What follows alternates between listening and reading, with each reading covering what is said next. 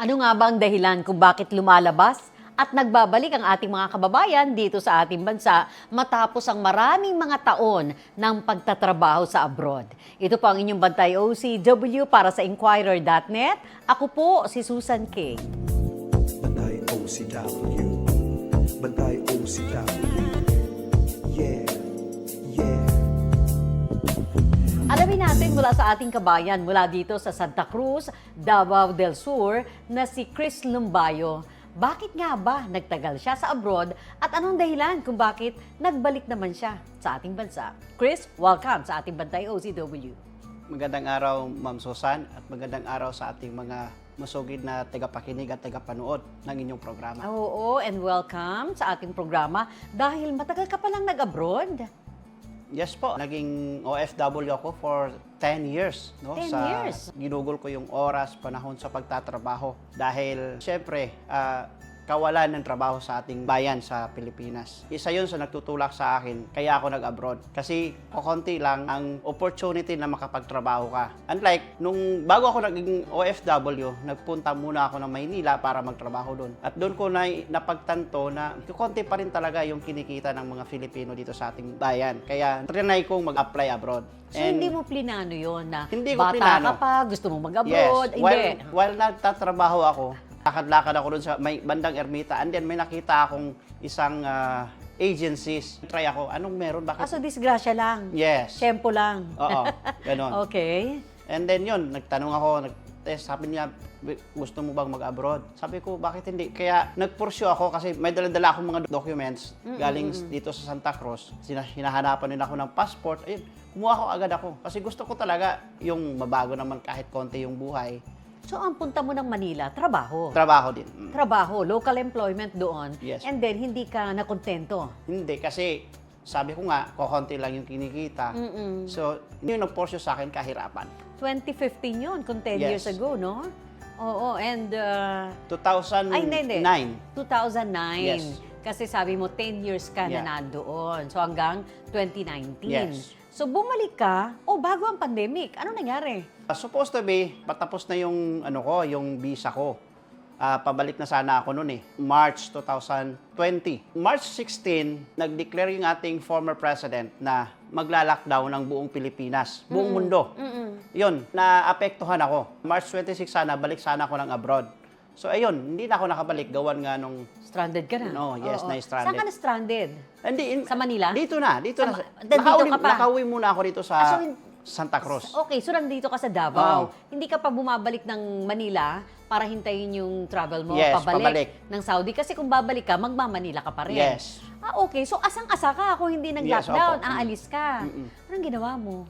Ayun, instead na malungkot, instead na mawala ng pag-asa, Oo. nag-pursue akong magtrabaho. Ang ginawa ko, nagbenta ako ng mga perishable goods. Okay. Para lang makasurvive nung pandemic time. Ma-deliver. Nagde-deliver Oo. ako kasi walang trabaho nun. Close Oo. yung mga factory, maliban sa Santa Cruz. Pero, nung time na yon limited lang.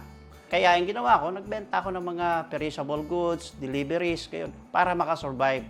Teka, sabi mo walang trabaho doon maliban sa Santa Cruz. Bakit? Kasi ang Santa Cruz noon, narinig ko na dati na si Mayor Junlao, ayaw niyang ipasarado yung mga factory sa buong Santa Cruz kasi gawan na iniisip niya yung kapakanan ng mga tao doon. Kaya nga, ayaw niya ipasara kasi mawawala ng trabaho at kinikita yung mga tao. Kaya patuloy pa rin yung operations ng mga factory sa Santa Cruz. Oh. Kaya bilib na bilib ako doon. Nakipagtulungan naman, nakipag-cooperate naman yung Yes. mga factories Yes. kay Mayor Lau noon, Opo. that time, nung COVID time. Yes po. So may mga kabuhayan kahit papano, Yes, may kahit trabaho ang papano po. tao. Pero ikaw wala kang trabaho. Wala akong trabaho noon nga. Kasi nga, OFW. Oo. Ginawa ko, yun na nga, nagbebenta ako ng mga perishable goods, yes, deliveries. Kaya, labas-pasok ako ng Davao del Sur, kahit Davao City napapasok ko. Kasi may gate pass ako, parang ganun, yung travel pass, yun. Pero Chris, magtatatlong taon yung Yes. pandemic. Yes po. Nung nagbabalik na, open na, nag-isip ka na bumalik ulit sa abroad? I was thinking about it, pero parang nawiwili na ako sa Pilipinas. Okay. Kasi nai-enjoy ko na yung trabaho ko. Na parang kikita naman ako. Tapos napag-isip ko na pumasok ako sa larangan ng media practitioner. Doon ako nakilala. Bago pa naman ako naging media practitioner, nagbablog din ako.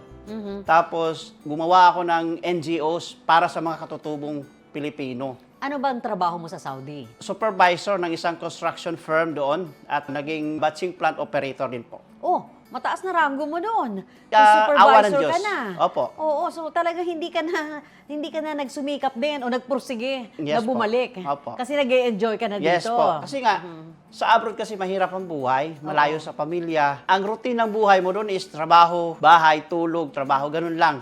Parang namimiss mo yung mahal mo sa buhay. Masaya naman, pero malungkot dahil habang nandun ako sa abroad, yung mga magulang ko unti-unting humihina kasi gawan nga nun nagkasakit. Kaya napilitan na rin akong umuwi kasi nga wala na sila. So saan pa yung patutunguhan ko? Kung magtatrabaho pa ako ulit sa abroad, wala naman akong mga magulang, wala na sila. Oo, Kaya so, dito, nagporsyon ako sa Pilipinas. Para saan ba't babalik pa ako sa abroad? wala kang sariling pamilya, Yes po. asawa, anak, wala naman. Wala pa. So single, itong si Chris. Yes po. Kaya ang nakasama mo ang iyong mga magulang. Yes po. Yun din Pero ang sa reason, ngayon, wala na bakit- po sila. Parehong wala na sila. Oh, sad. Anyway, ngayon, nakatuto ka dito sa Santa Cruz. Yes po. At yan, may t-shirt ka, Team Jaime Lau. Yes Ano ibig po. sabihin yan? Ito yung Team Jaime Lau na gusto kong samahan kasi nga nakita ko na yung tunay at tapat na serbisyo.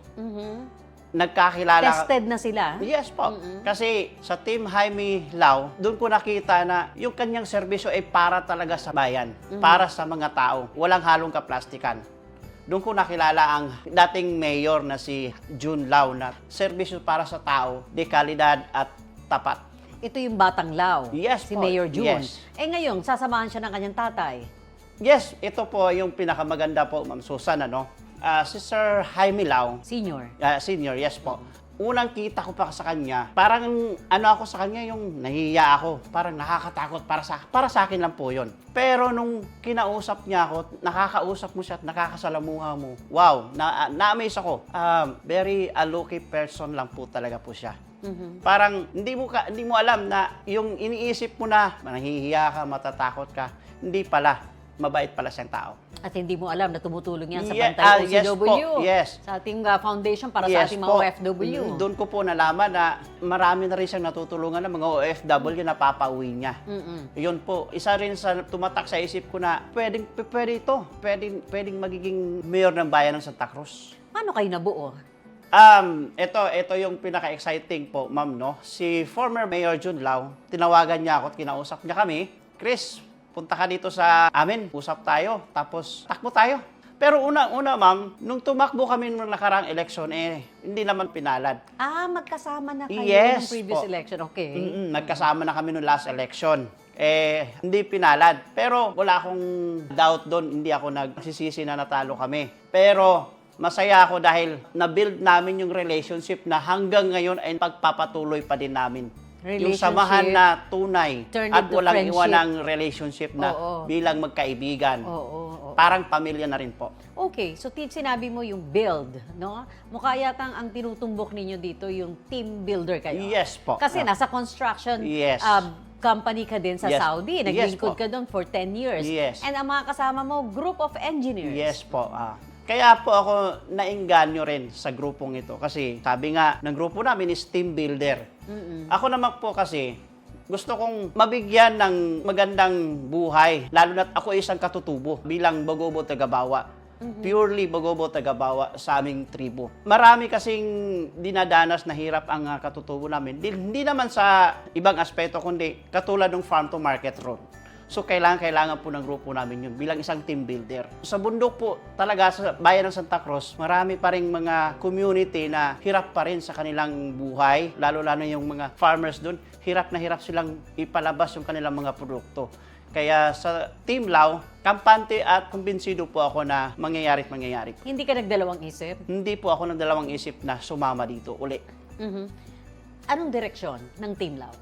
Ang direksyon ng Team Lau para sa akin po, Ma'am Susan, is good governance, transparency. Gaano kahalaga yan sa panahon ngayon? Mahalaga po ito, Ma'am Susan, kasi iba po yung talagang nagseservisyo ka ng tapat Iba po yung may nakita ka na. Naging councilor pa man dati si former mayor, naging vice mayor, at naging mayor na. Marami na siyang nagawa na mga infrastructure para sa mga katutubo. May isang komunidad na sulok sa paanan ng Mount Apo doon. No? Isa sa mga matetestimony ko po, si former Mayor Junlao, ang daming mga kababayang katutubo na kailangan ng tulong. Lalo na yung mga electrification, kalsada. Si Mayor Junlao hindi nagdalawang isip tumulong doon. Kaya hinahanap-hanap siya ng taong bayan hanggang ngayon. Katulad nung isang lugar ng Mount Apo dyan sa Sibulan, no? Nakapagpatayo siya yung mga poste ng ilaw. Kaya yung lugar na yon ay nagkaroon ng ilaw sa pamamagitan ni Mayor Junlao. Ano yung mga nakikita mong problema ng inyong lugar dyan sa Santa Cruz na Marami po. natitiyak ka na kayang-kayang solusyonan ng Team Lao? Yes, marami pong problema talaga, Ma'am Susan, no? Ang komunidad,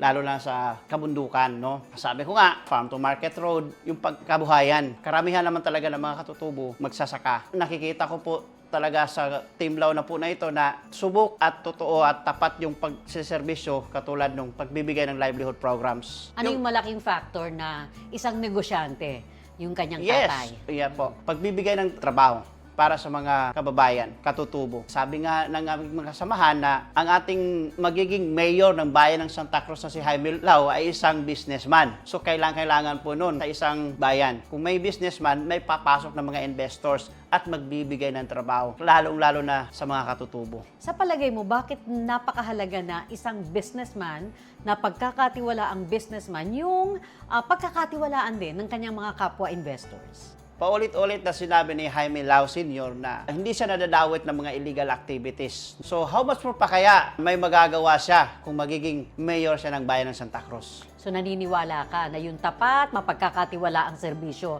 kayang ibigay ng Team Lao? Yes po, grupo ng Team Lao ay kaya namin may bibigay po yun. Ano yung pwedeng ambag ni Chris sa Team Lao? Ang may aambag po natin na Ma'am Susan, no, is yung serbisyong di kalidad, tapat at tunay.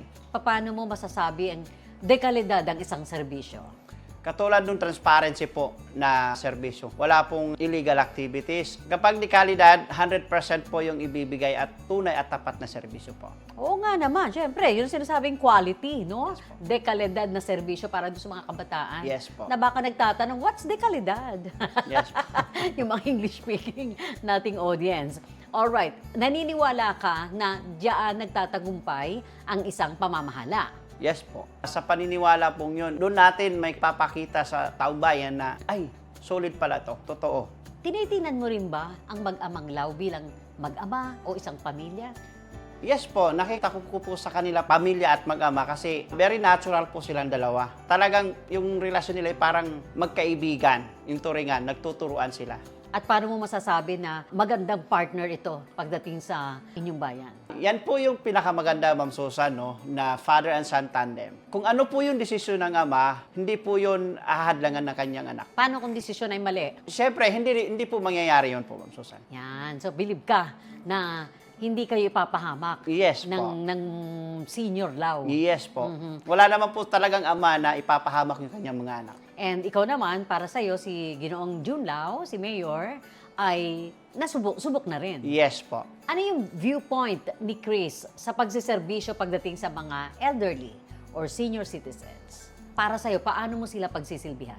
Ayun po, Ma'am Sosa, no, yung pinaka-the best na maiaambag po ni Chris para sa mga nakakatanda. Sabi nga ni Sir Jaime, ay dodoblehin pa niya. And yan po ay susuportahan po natin.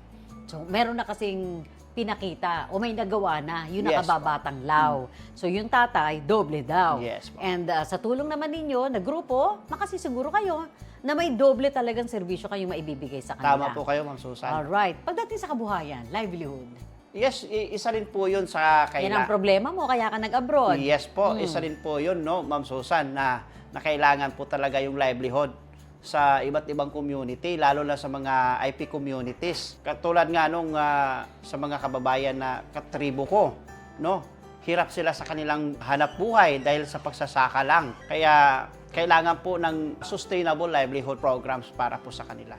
Ano yung naiisip mong sustainable livelihood program? Katulad ng pagbibigay po ng mga kooperatiba, bigasan ng bayan, at kung ano-ano pa po. Para sa mga kabataan, ano naman yung ambag ni Chris? Yan, Ma'am Susan po, no, isa po sa maambag po natin, no, para sa mga kabataan ay yung pagbibigay ng balanse at ng serbisyo katulad ng sports at educational po para sa mga kabataan po. So maraming mga programs naman Yes yan po. na kayang-kaya na ninyong i-implement. Kung may opportunity ka, Chris, okay, tinawagan ka muli. Chris, bumalik ka dito sa Saudi. Babalik ka? Hindi na po, Ma'am Susan. Sigurado? Yes po. Bakit? Gusto ko pong magtagumpay ang Team Lao para may sa katuparan at isang pribilehiyo po ang makasama ang Team Lao po. Wow, bigat niyan ha? Ilan ba kayo dyan sa Team Lao? Bali, 7 po kami. Kasama po ang mayor at vice mayor. Sama ko naman po ay 5 po kami. Yun, pagtutulungan po namin yung Team Lao na makatulong kahit paano po. Kung kakausapin mo yung mga kababayan mo, mga nasa bayan ng Santa Cruz, anong gusto mong sabihin sa kanila? Ayan po mga kababayan, para sa akin, ayoko na po mag-abroad at sasamahan ko na po yung Father and Son Team Lao para makapagserbisyo at makapagbigay ng tunay at tapat para sa inyo. Mga kababayan, ako po si Chris Malcampo Lumbayo po, handang magbigay ng dekalidad na serbisyo, tunay at tapat. Thank you very much, Chris. Ayun po mga kaibigan, ex-OFW natin si Chris Lumbayo at pinili niya na maglingkod sa kanyang mga kababayan sa Santa Cruz, Davao del Sur sa halip na muling mangibang bayan pagkatapos ng kanyang 10 years na pag-abroad. Mula sa mga kasamahang Father and Son Tandem, si Mayor June Lao at si Ginoong Jaime Lao Sr.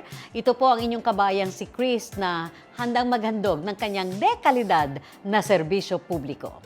Para sa ating Bantay OCW Special Edition po ng inyong programa, mula sa Inquirer.net, ako po si Susan Kay.